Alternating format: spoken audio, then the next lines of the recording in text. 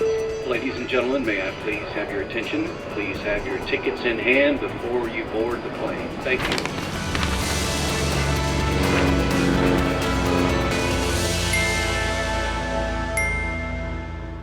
Hello and welcome. I'm Johan Castell and you're watching Wings. On the show today, we showcase some of the places in India you can visit for birding as migratory birds visit for the season. We also cover the recent additions to UNESCO's list of intangible cultural heritage from across South Asia to Africa and Europe. Let's start. As winter sets in, Indian skies and wetlands come alive with visitors from thousands of kilometers away. Migratory birds fleeing the cold of Siberia and Central Asia are now arriving across the country, turning rivers, lakes, and coastlines into seasonal sanctuaries. From Tamil Nadu to Assam, from Prayagraj to Odisha and Rajasthan, this is the peak season for bird watching.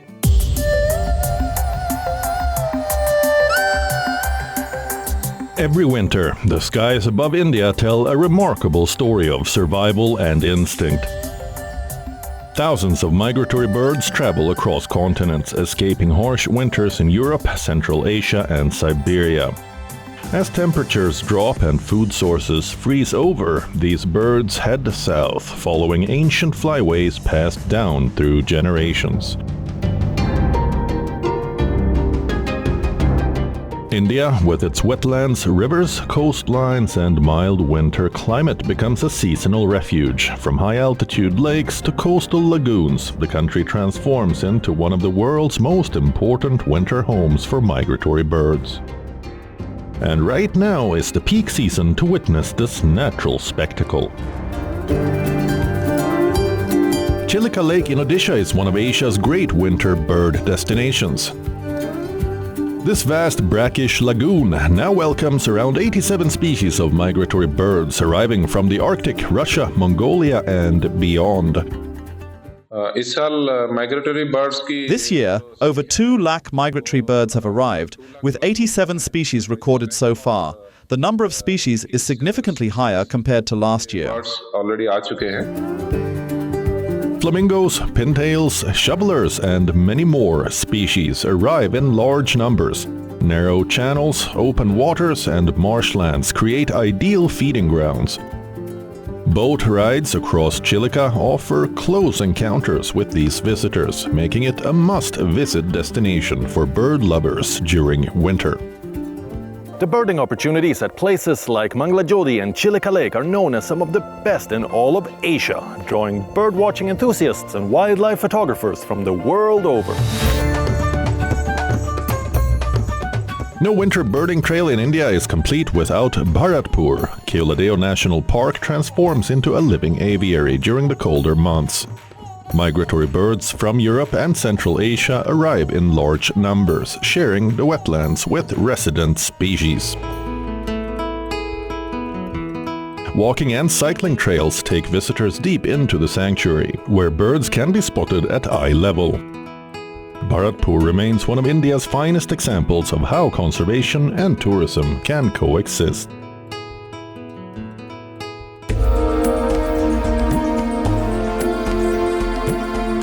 In southern Tamil Nadu's Thoothukudi district, winter brings an unforgettable sight. Rosy Starlings arrive here in massive flocks, turning the sky into a moving canvas of pink and black. These birds migrate from Central Asia, traveling thousands of kilometers to escape freezing temperatures, and remain in India until around March to April. At dawn and dusk, they move in synchronized waves, settling on power lines, trees, and open fields. For bird watchers and photographers, Thoothukudi offers dramatic visuals where movement, sound, and color come together. In Assam, Pobitora Wildlife Sanctuary is better known for its one-horned rhinos. But winter brings another marvel. Wetlands within the sanctuary welcome migratory birds from as far as Siberia and Central Asia. From the month of November up to January, not January actually, up to April actually, a lot of migratory birds used to come, and they are actually time is different. Sometimes they come in very early, and sometimes some species come very late. So if you calculate the whole total, then around 100 numbers of species of birds actually usually come. Ducks, geese, and waders arrive as water levels stabilize and aquatic plants flourish. Some clever birds even perch atop rhinos, making for fun photo opportunities. Morning mist rises from the wetlands as birds forage and rest, creating postcard-perfect scenes. Pobitora shows how protected habitats play a crucial role in sustaining migratory routes across Asia. At the sacred Sangam in Prayagraj, where the Ganga, Yamuna and the mythical Saraswati meet, winter migration meets spiritual geography. Each year, Siberian and Central Asian birds arrive here, drawn by calm waters and abundant food. White birds dot the riverbanks and sandbars, sharing space with pilgrims and boats. The contrast is striking, nature unfolding quietly alongside centuries of human tradition. For visitors, the Sangam in winter offers a rare blend of faith, culture, and wildlife. As winter settles in, India becomes a crossroads of global migration. These birds arrive quietly, stay briefly, and depart with the coming of spring. Their journey reminds us that nature knows no borders, and for travelers, winter is the perfect season to witness this extraordinary movement of life across the skies. From festivals and fabrics to music and forest traditions, South Asia is making a strong bid for global recognition. In 2025, UNESCO reviewed new cultural practices that define identity, heritage, and community life across the region.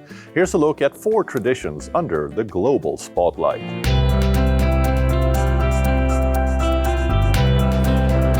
UNESCO has put a global spotlight on culture, community, and continuity this week in New Delhi. During the 20th Intangible Cultural Heritage Session held at the historic Red Fort, 67 cultural practices from around the world joined UNESCO's lists. Traditions such as crafts, foodways, music, rituals, and performing arts are fragile yet essential. The Living Heritage List now spans 849 cultural practices across 157 countries. Here are some of the most recent additions from South Asia.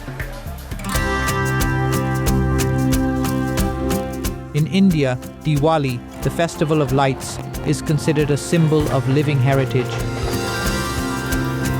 Celebrated across regions and communities, Diwali marks the triumphs of light over darkness and good over evil. From lighting diyas and fireworks to family gatherings and ritual prayers, the festival blends faith, community, and tradition. Passed down through generations, Diwali is not just a religious event, but a shared cultural experience that continues to evolve with time, while remaining rooted in tradition, making it a deserving addition to UNESCO's Intangible Heritage List.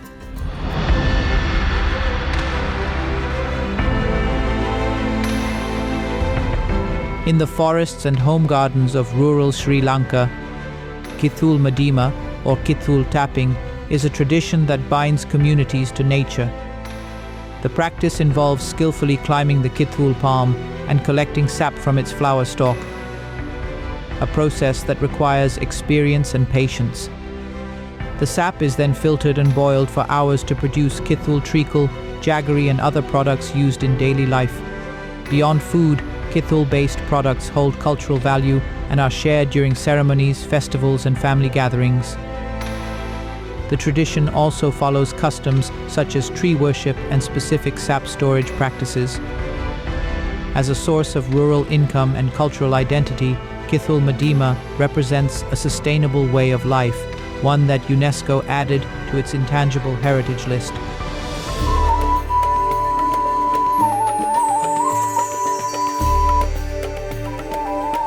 In Pakistan's Sindh province, the earthy tunes of the Boreendo carry the sound of history. This instrument dates back to the Indus Valley civilization with archaeological links to Mohenjo-Daro. Traditionally played by farmers and shepherds, the Boreendo has long been a part of folk music, winter bonfires, and community gatherings. But today, with few makers and players left, the Boreendo is under threat as modern instruments dominate popular music. Artists believe that the UNESCO recognition will help in preserving the instrument and reintroduce it to younger generations, ensuring this ancient sound does not fade into silence. I am the third generation who has been playing Boreendo. However, the future of Boreendo is in danger because old things have been replaced by new things. Just like the flute, the harmonium was replaced by the keyboard, while guitars and drums replaced the old instruments. Our synth folk music is diminishing, and old musical instruments like Boreendo, Chang, Algozabin are vanishing.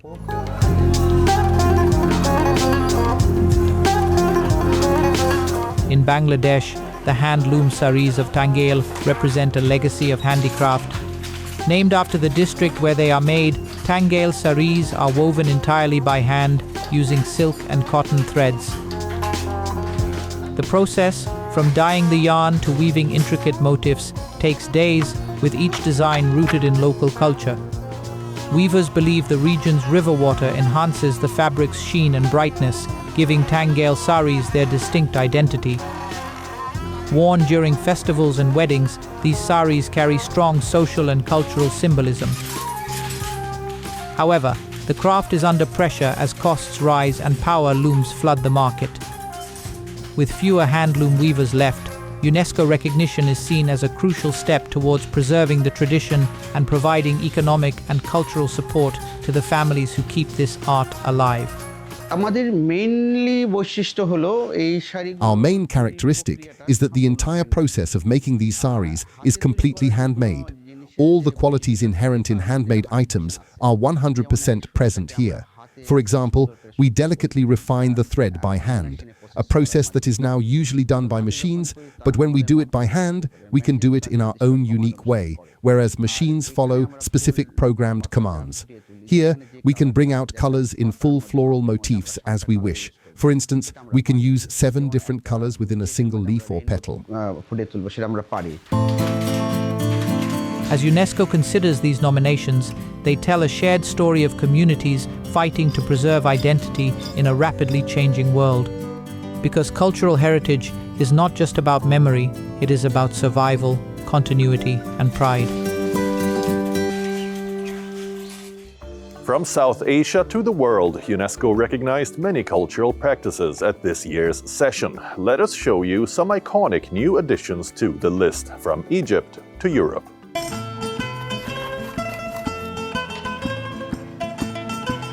Italian Prime Minister Giorgia Meloni has welcomed UNESCO's decision to add Italian cuisine to its list of intangible cultural heritage, calling it global recognition of Italy's identity and influence. Today,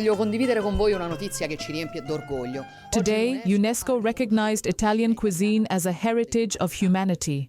We are the first in the world to receive this recognition, which honors who we are and honors our identity. Because for us Italians, cuisine is not just food, not just a collection of recipes. It is much more. It is culture, tradition, work, wealth.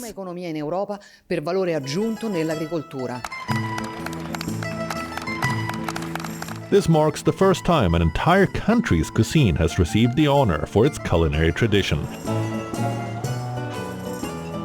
A major boost for a sector central to both culture and the economy. It is important that cuisine is respected and declared a national Italian heritage, as it is appreciated worldwide and everyone tries to imitate it. However, it is right to imitate while respecting tradition.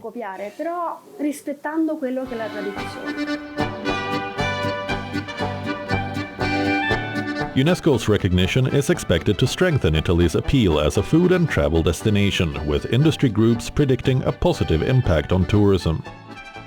Simple ingredients, done well.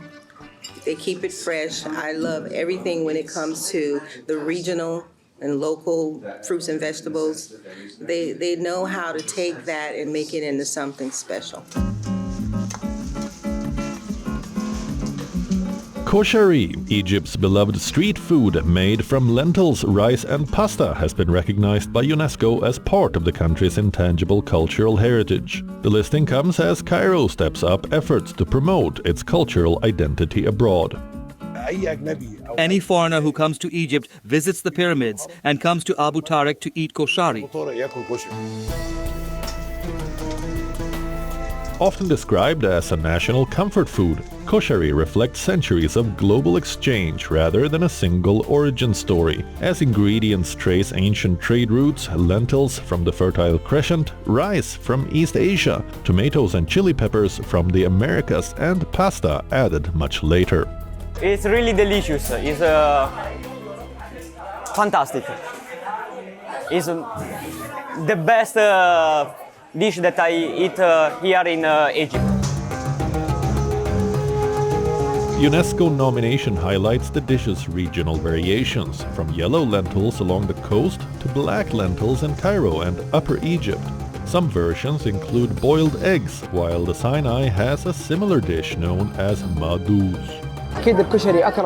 Koshary is definitely a well-known Egyptian dish and deserves to be in UNESCO's list of intangible cultural heritage. It would have a wonderful impact on Egypt.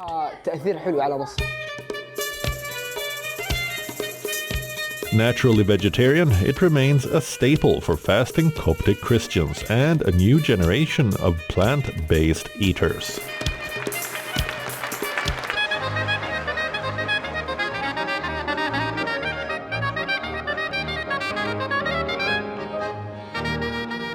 Yodelling, the traditional alpine singing style rooted in Switzerland's mountain regions, has been recognized by UNESCO as part of the world's intangible cultural heritage.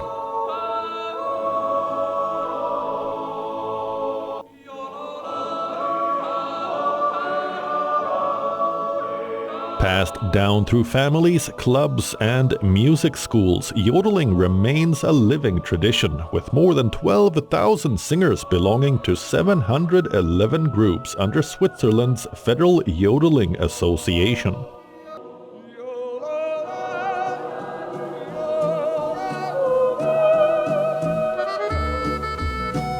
The art form includes both natural yodeling, made up of wordless melodies, and structured yodeling, songs that combine verses and refrains inspired by nature and daily life. Der Ursprung vom Jodel ist in den Bergen entstanden. Das haben sich die Älpler, die Sennen, die Hirten mit ihrem Vieh verständigt über das Tal. Oder da kam das Echo zurück, hallo, iti. Das waren die ersten Spuren vom Jodeln. Und das Jodeln, wo ohne Text, ohne Strophen, also...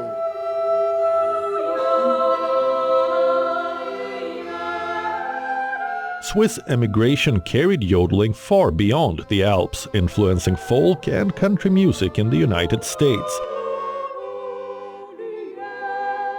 Today, the tradition is even studied academically, with a master's program established at Lucerne University of Applied Science and Arts in 2018.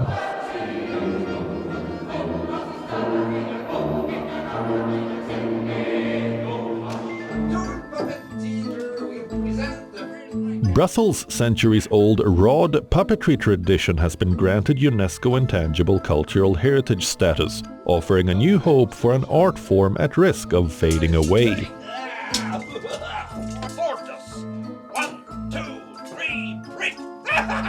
Nicolas Giel, whose family-run Theatre Toon, is the only venue in Brussels still preserving the tradition, and the recognition could help ensure its survival.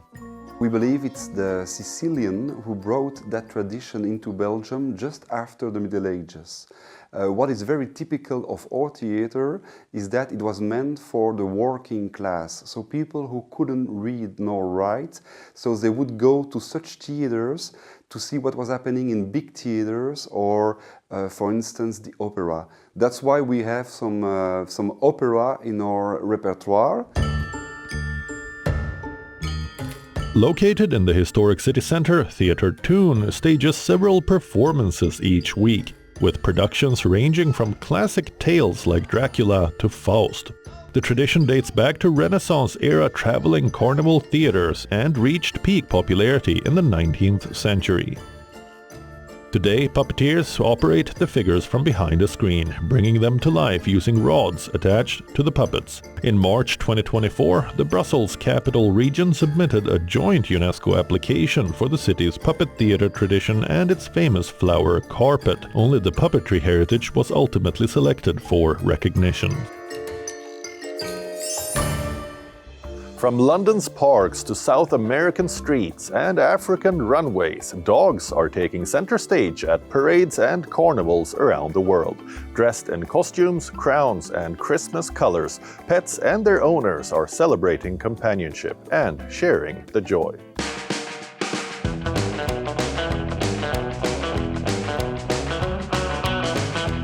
From the Pope to the Grinch, hundreds of sausage dogs in fancy dress took over London's Hyde Park for a festive Christmas walk. Organised by dog owner Ana Rodriguez, the event has been running for 8 years, but this year marked its biggest turnout yet, with around 1,000 dachshunds joining the parade.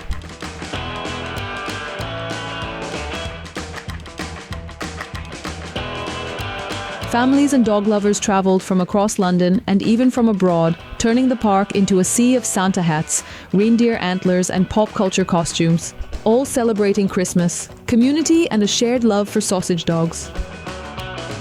So we are organizing today the Hyde Park Sausage Walk Christmas Parade. This is something that we have been doing for 8 years. It is a great family day out. We organize it for Christmas, Halloween, Easter, and hundreds of people that join us, like even from outside London, even from abroad. I think it's the best turnout I've ever seen online or the one I went to. And it's amazing, yeah. But my pop, she's loving it, so.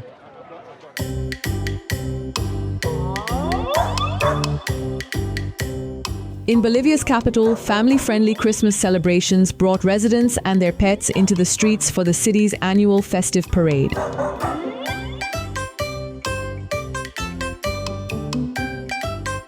Dogs and owners walk side by side in matching Christmas outfits, underscoring how pets are seen as part of the family. Nearly 40 dog clubs and more than 140 floats joined the procession, including biblical characters, as officials aim to surpass last year's crowd of 100,000 people. The city even set up pet vaccination points, blending celebration with responsible pet care.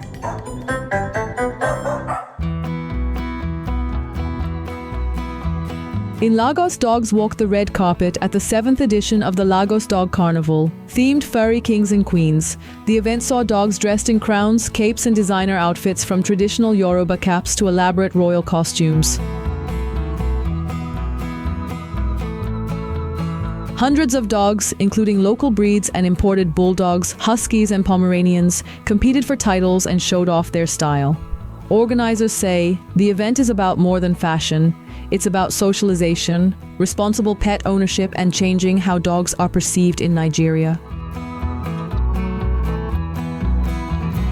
The first time I heard about this carnival, I was like, oh my God, I have to be there. So yeah, it's important because we take dogs for granted. Not everybody, there are lots of dog lovers, but a lot of Nigerians take dogs for granted. For some, it's just a money machine. But for people like us who actually genuinely love dogs, it's very, very important to have this, because we get to meet other dog lovers like ourselves, because it makes you feel like you're not alone in this, your love for your pets. It's important we bring our dogs to carnivals like this because of socialization.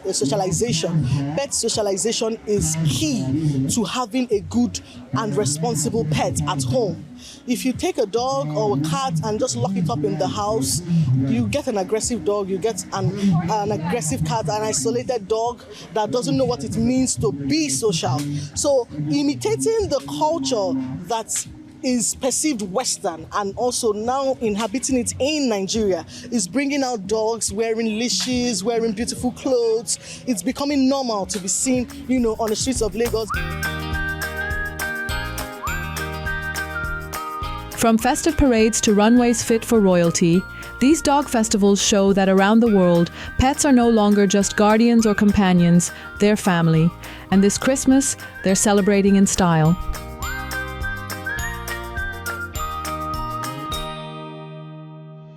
That's all we have for you on the show this week, but we return next weekend with more travel content for you. Until then, it's me, Johan Castell, signing off. Goodbye.